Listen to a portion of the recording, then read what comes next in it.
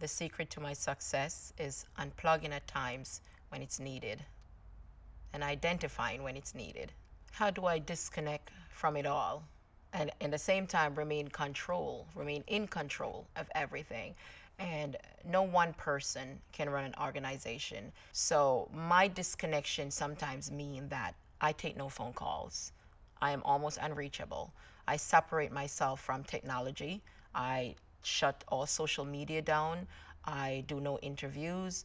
I speak with no parents.